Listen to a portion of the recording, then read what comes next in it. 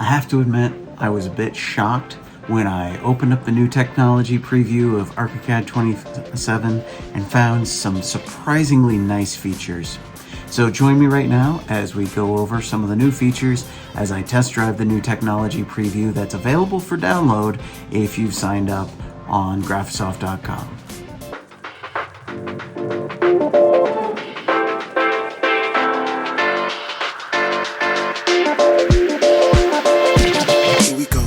All right, Colorblind Architect here, and today we're going to be covering Archicad 27 technology preview and just looking over some of the new features that were announced, and also highlighting a couple special surprises that I found that I don't remember being announced and I don't remember being in version 26, so let's go.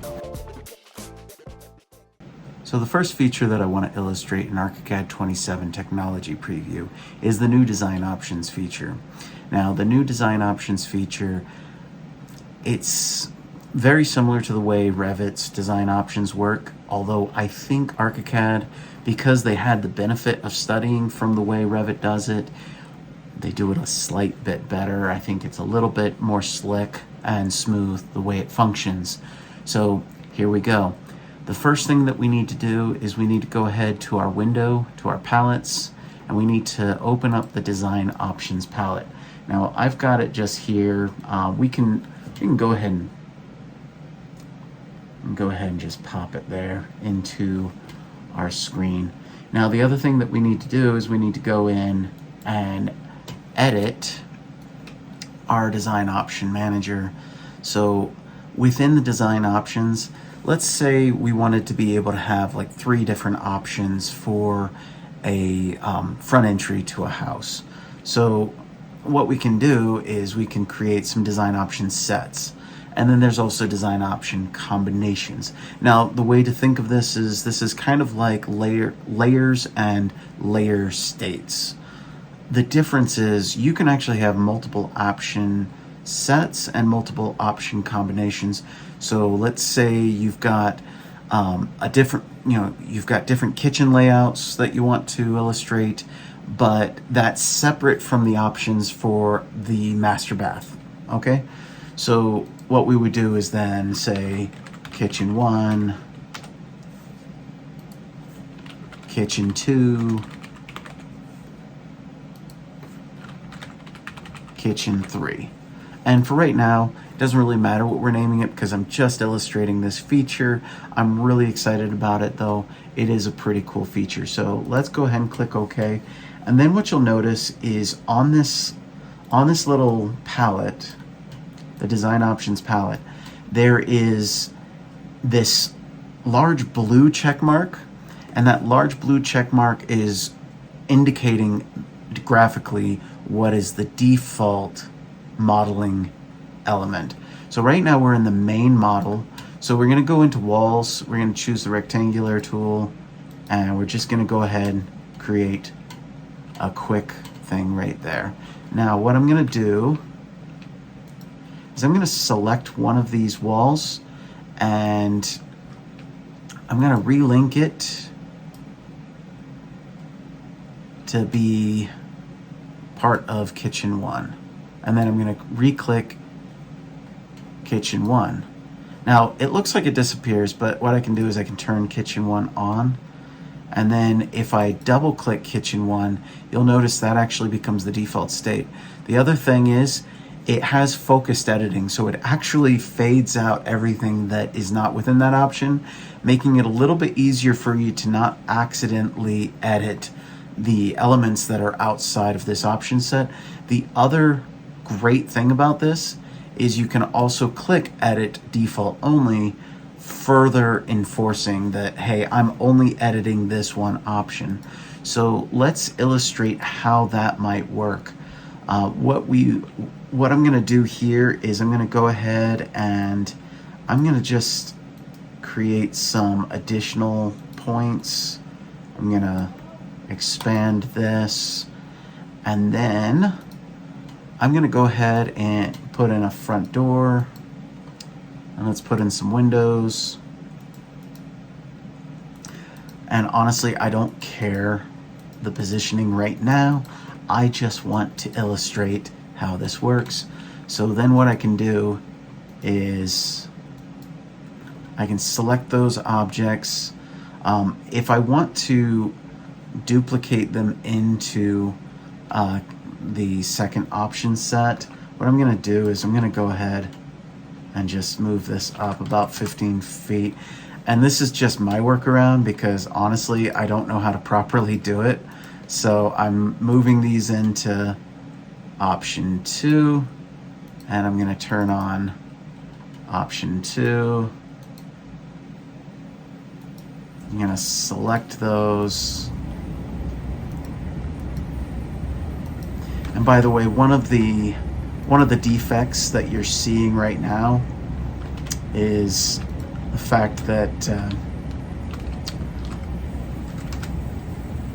unfortunately, one of the weird things that's going on right now is I've noticed a defect in Archicad in the new macOS Sonoma beta, which I probably shouldn't have installed, but I got too excited about some of the new features, so I went ahead and installed it. So you'll notice there's a few graphical errors in the software as a result of playing with, it's basically a technology preview in a beta. So this is not something that you want to be doing for your workflow. That's why I haven't touched my PC, which is my main workhorse. I'm doing this on my Mac, where I don't care as much if it's not 100% working. So, okay, now that we've got our Kitchen 1 and Kitchen 2 options, let's go into the editing of the Kitchen 2. I'm going to go ahead and change this window to a double, and then I'm going to move this one up, and because of that, I'm going to also need to add this wall. And of course it's not working. Yay! And let's delete this door and these windows and make that weird. Okay, now the whole point of this is so that we can go main model, there's nothing. Kitchen 1, there's that. Kitchen 2. Okay, so let's go into the 3D view. Now, if we're in the 3D view, we can see the main model selected, but we can turn on the Kitchen 1, and you can see how it is actually faded out because the main model is the default right now. If we click on Kitchen 1, you'll see that the main part of the model is faded out. If we go back to the main model, we can switch our option to Kitchen 2, and you can see, okay, that's the other option, and we can quickly switch in between these. And then what we can do is, if we like a current layout, we can say, okay, this is Kitchen 1 plus main, and then if we want to go Kitchen 2, we can add one, Kitchen 2 plus main. And then when we click OK, now in our quick options at the bottom of the screen, you can see we've got main model only, we've got Kitchen 1 plus main, and Kitchen 2 plus main, which of course the Kitchen 2 plus main unfortunately was not properly set up. So let's make sure that that works. Okay, so Kitchen 1 plus main is now showing the incorrect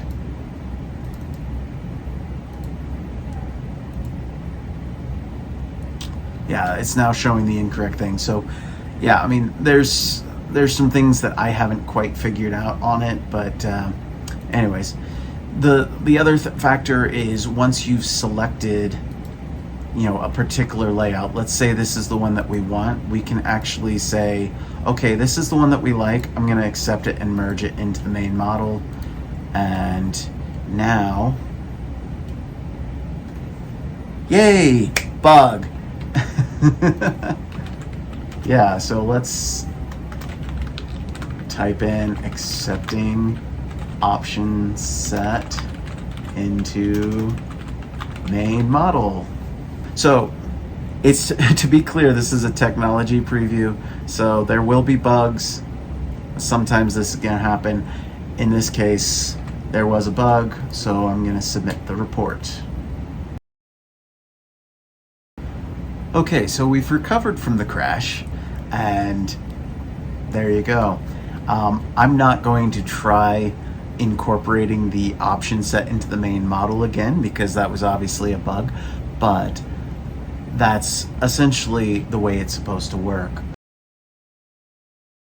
The next new feature that is really exciting, but also honestly a little half-baked, it needs a little work, is the design guides that just automatically show up. Now, you might have seen when I was placing some of the windows that as you place them, things show up.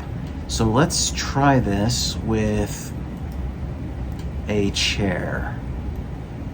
So we're gonna just go ahead and open up the library furnishings, because this was the example that this is the example that Graphisoft used in the release video. So I'm just going to go ahead and grab a chair. Now, what you'll see is as I'm trying to place this chair, you see these little these blue guides that show the distance. Now, what's great about this, you can just hit the tab and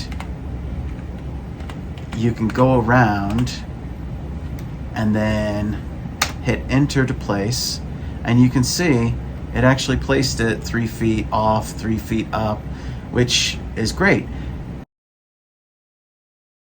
On to the next feature, schedule graphics.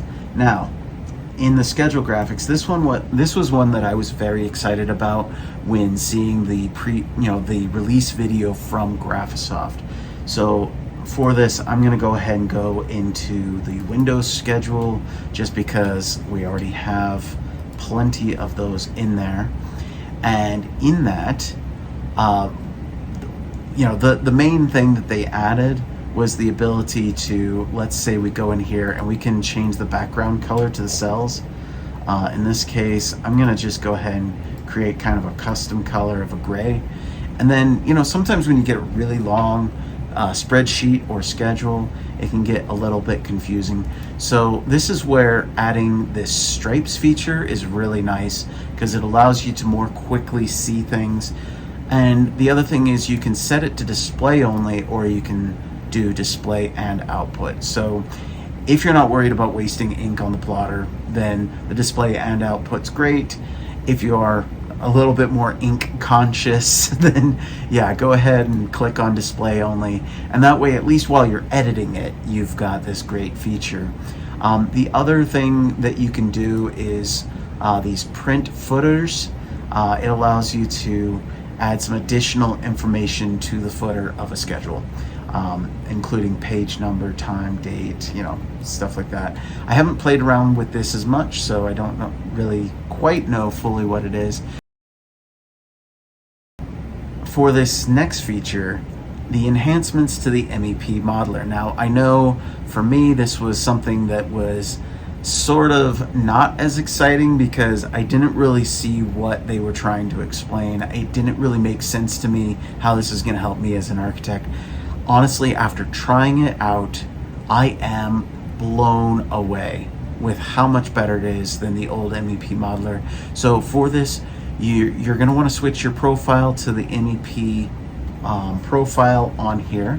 And then what we can do, if we want to set, let's say we want to put in a duct route, and let's go ahead and set our duct size. I'm going to set it at 12 inches by 24 inches, just to be a little bit more, just standard for an American system, because we do whole inches, not weird fractions of an inch caused by the conversion from metric. I know all you metric people, great, good for you, but we're in the US here, and we like our feet inches, and you guys can enjoy your metric system. Okay, great.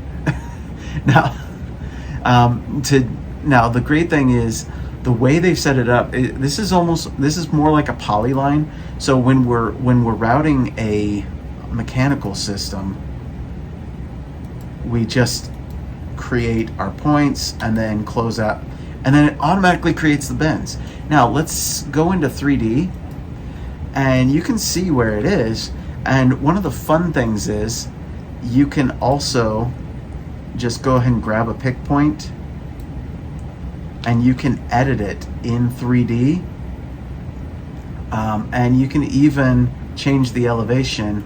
And look, obviously that is a terrible bend, but that's pretty cool that you can do that right there in 3D, and it automatically updates the whole run instead of making it like it used to be, just like each individual part you could edit. So this is a great improvement. The other thing that you can do is instead of doing it in 2D, you can now do it in 3D. Now, which of course, because of the aforementioned issues that we were having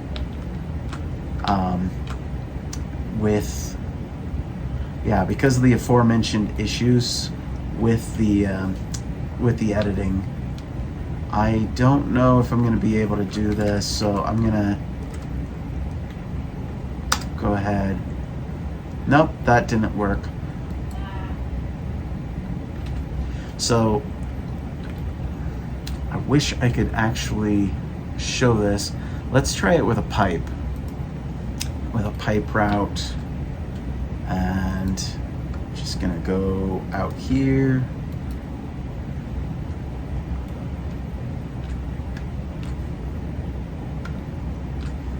And why is it not tracking? This is really frustrating. Ah, there it goes. Okay, so now we're gonna lock into the Z dimension, go vertical.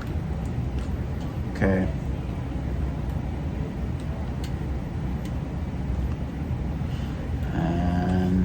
Let's do another point and another point, and go ahead and close that out. And as you can see in 3D, you're actually able to model in 3D real time the pipe. Super easy. I'm really excited about this. This is a great feature. Another feature that they announced that I was less than enthused about, but still happy to see, is the attribute management. So if you go and select something like building materials, for example, you can actually create folders for your different materials, which in the default template they already have some set up. You can create new folders right here, and then you can also create new building materials and put them in there. So you go into the folder, and now it helps you organize the structure so it's not these huge long lists. And this is true of almost all the attribute dialog boxes, and so this is a great improvement. All right, and now here's the big surprise. This is something that I don't remember hearing in the announcement videos or any of the documentation until I actually got into the help file to look at it. And what I found was this great feature that affects our 3D view. Now, if you have a good graphics card, or if you have one of the Apple Silicon Pro, Max, or Ultra chipsets, this is for you. So you'll go into your work environment, and in your work environment settings, there are, obviously under experimental features, there's, your enable system appearance, which is for your dark mode if you're in dark mode, but it's right here. Enable physical reality-based rendering in 3D. Okay, so what this means is this will actually use your graphics processors and allow you to have more of a real-time rendering view. Now, it's not a 100% real-time rendering. It's not like, NVIDIA RTX, gaming level, but it's a significant improvement over the typical OpenGL rendering of your 3D window. So let's see how that looks when we click on that. Now, you'll notice instantly there's a bit of a change, and let's check this out. See how it's got the soft shadows. This is great. I am seriously so stoked about this feature, and this is one that they didn't even really highlight, I don't remember. And this is a great improvement. So I am really stoked about this feature, and granted, I'm sure it's going to bog the system down on a really large model, so you're probably going to need to downgrade it a bit, but I just look at how much more realistic the 3D view looks and how much easier it is to distinguish objects in 3D, because it used to be like a lot of times it was always that one side of the building that was like overly shaded with the OpenGL renderer, and it became really hard to see. And this makes it so much easier, at least for my eyes, this makes it so much easier for me to see. That was just a quick overview of the new features in Archicad 27 Technology Preview. Obviously, this is a technology preview, not meant for actual commercial work. If you don't use it on any real projects just yet, but do go ahead and download it, take advantage of the opportunity that we have for the next couple months to work through some of the bugs, to help inform Graphisoft of those bugs, and also be working on your template, be playing around with it, and that way when the official version comes that's a lot less buggy, we'll be ready to hit the ground running. And I'm very stoked. This is a great improvement to Archicad. I'm happy to see the improvements that Graphisoft is making. I did not cover all the new features. Like, for example, I didn't cover the structural loading. That, I just haven't played around with, because honestly, I don't see myself ever actually editing the structural analytical model within Archicad. That's something that a structural engineer would do. And so I just don't feel like I'm the person to be illustrating that. But from what I can tell, is it looks like they have improved that significantly too. Anyways, very excited about this, and hopefully this dramatically improves your day-to-day life as you're designing. I'm the Colorblind Architect. Peace out.